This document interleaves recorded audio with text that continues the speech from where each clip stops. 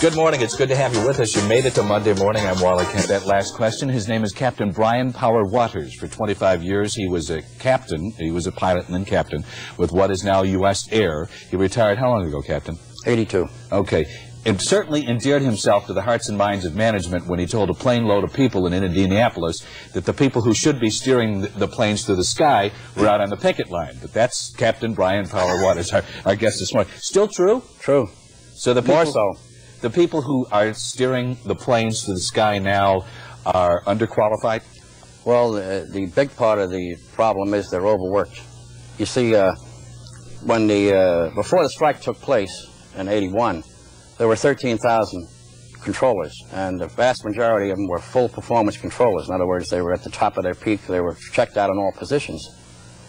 And since that time, there has been 4,000 less controllers that are full performance controllers. So it's 4,000 less controllers, and they're working 4 billion more planes. 4 million, excuse me, not billion. 4 million more traffic movements, planes going from A to B, than they did in 1981. Now here's the situation. I must tell you, first, I must take advantage of the fact that you flew an airplane for a long, long time for U.S. Air. The airlines tell us that a captain will never pull an airplane away from a gate if he thinks there's something wrong with it. It's not so. Did you ever pull a plane away from a gate that shouldn't have been in the air? No, because I made a point with myself. I flew fighters in the Air Force for years, and it's one thing to fly a fighter. You say, well, it's only me, who cares? I got a plane load of people behind me, and I'm thinking about what they would like to know. Did you ever pay a price for not flying a bad plane? Oh, yes. When I used to work for Mohawk Airlines, which is one of the worst airlines in the whole world for every possible reason, maintenance-wise, everything-wise, they'd get to you. See, they can always get to a pilot. Pilots have to have 6 months checks. Every 6 months they go to a simulator which is full of whistles and stops and lights and buzzers, and they give you fires and flame-outs and all these wonderful things. And believe me, if the airline is out to show you who's boss, that's where they do it. And what Mohawk Airlines did, they hired outside check pilots who weren't on a seniority list, so they had nothing to lose. They couldn't say, I'm not going to bust this man or give him a hard time. I'm going back to the line. They had no line, as they call it, line flying to go to.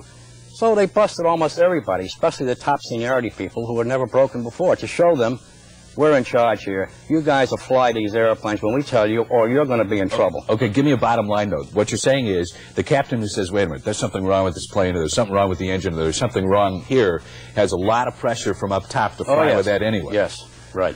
Okay. In all the time you flew, do you ever think about dying? I don't mean dying at home in a bed of a heart attack. I mean dying... Flying. I mean crashing or something. Yeah, no. With a plane load of people. No. You never do? No. Why? Do you always think, is it always like we always think about our mortality?